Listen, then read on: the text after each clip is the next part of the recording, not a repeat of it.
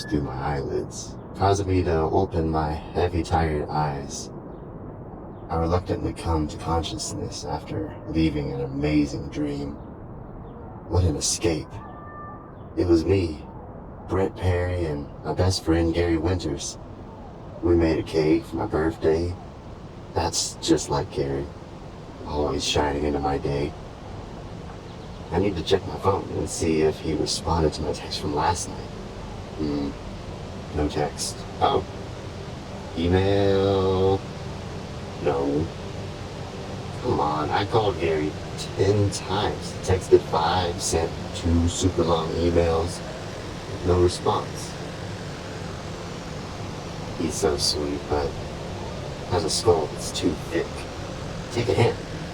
Only one thing to do, but that's to put on my dancing shoes and knock on my best friend's door. I'm guessing you're wondering what started such a wonderful friendship. We met in high school and it was great from the beginning.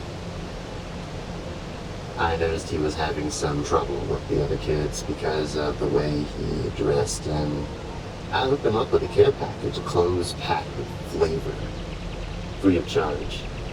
You see, I have a knack for stylish clothing and tailoring. It's always been how I got noticed, especially by Gary. Since then, he has found his sense of style, which totally explains why he's been so busy lately. Well, this whole year. But I'm sure he won't mind a visit from his old pal. Before heading over, I spent the rest of the day attempting to make a cake like the one from my dream. It was close. Frosting was a little runny from how quick I added it after the oven, so lettering morphed into what looked more like cake marbling. And I'll take it. I'm not the best baker, but hey, the colors are on point.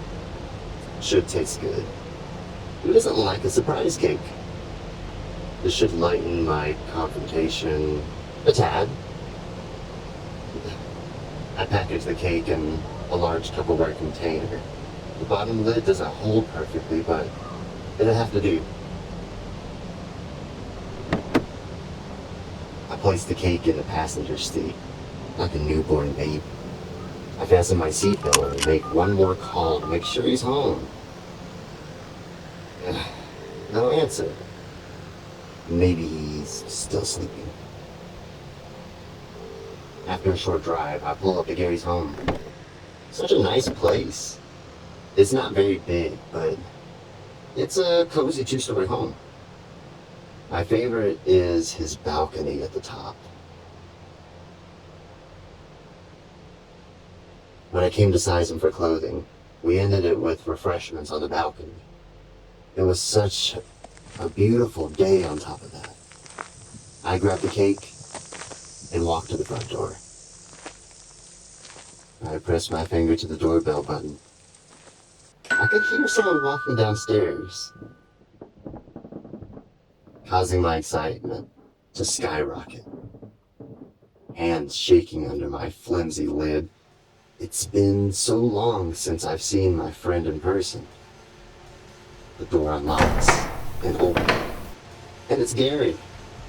Something about the expression sucked the life out of me. It broke my heart, really. The way he was gobsmacked and disappointed all at once. I couldn't mistake a look like that. With my heart already sunken into my stomach, I still have to get a word out. Hey, Brent, it's been a while. Yeah.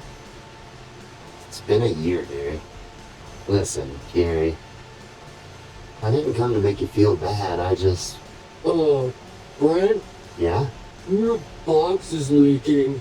I looked down, noticing pink cake frosting leaking from my faulty container, ruining the welcome mat, as well as my shoes. Oh, God. I'm sorry. I made you a cake and... Hey, no worries. Come inside, we'll get you all cleaned up. He lets me inside before grabbing me a hot washcloth for my shoes. This should help some, but you may still want to throw these in the washer when you get home. Thanks, Gary. Look, I really need to know. Why have you been ghosting me this whole time? Did I do something wrong? Brent, listen. Head up to the balcony and make yourself at home. I'll cut us a few pieces from the cake you made for a few refreshments so we can talk. I agreed. Before taking my shoes off and walking upstairs, his home was as I remembered it. Warm and subtly smelling of apples. Walls decorated with achievements, family photos, and plenty of pictures with friends. Only difference is that all pictures of me have since been removed. Even when I walk into his room, it's like I was never there.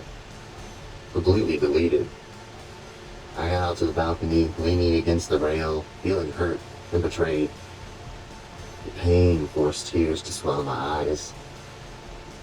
My hands started trembling uncontrollably before I'd try to wipe stinging tears from my eyes as Gary comes out to the balcony with 2 slices of cake and lemonade.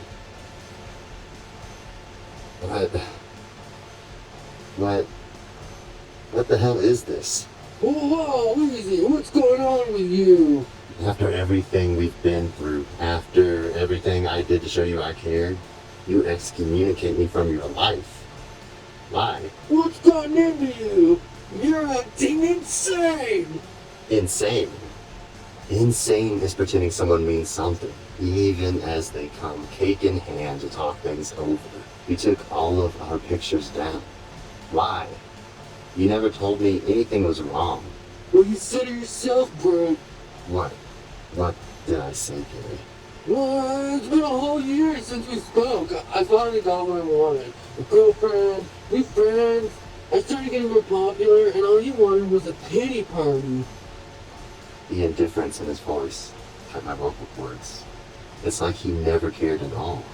Get over yourself. I'm not gonna be there like every time you get your feelings hurt. Like everyone is supposed to stop and see how poor traumatized Brent's doing. Spare me. Make sense? I started feeling nauseous. He couldn't be serious. Did he really feel anything? Anything at all within his cold chest cavity? What happened to Gary? What happened to my friend? He places his hand on my shoulder. Okay, hey, look. Let's just have some cake, and I'll send you on your way like this never happened. I don't know what everyone else is gonna say, social media is like a crazy place. Anyways, I'm so glad you brought cake. It doesn't look great, but it should go down great. That cake is not for you. What? That cake is for my friend! I brushed his hand up my shoulder and charged into him as hard as I could, sending Gary over the balcony rail. Gary! Before I can think, I run down to the front yard, where he has fallen. He was just laying there, still. I walked up closer to check on him. His leg had a large broken bone sticking out, and his head would fall limp in my hands, like no one was home. I couldn't feel a heartbeat. This is bad. I need to do something. I drag him inside and lay him on the floor. I cried on his chest, wishing I could take it all back. Wishing I could fix this. It was at that moment I heard something. Breathing? Brent! I looked up to see Gary, still laying motionless and silent. I was certain that was him. That was his voice. Gary? Not even a flinch. What should I do? I'll have to turn myself in. I'll be behind lock and key forever for what I did. I get up pacing around the room, wishing I never came here. This isn't how this was supposed to go. I grabbed my phone with sweaty palms. I slowly dialed a number in my phone. 911. Anger over the green talk button, I start feeling sick to my stomach and my skin. Irrevocably cold. I take a long look at Gary. I have to do this. Before I hit the button, I'm interrupted by a sudden crash. I turn around and I see Gary's body laying by the broken gate, several feet from where he was originally located. His still body laid face down. I walk closer to his lifeless vessel.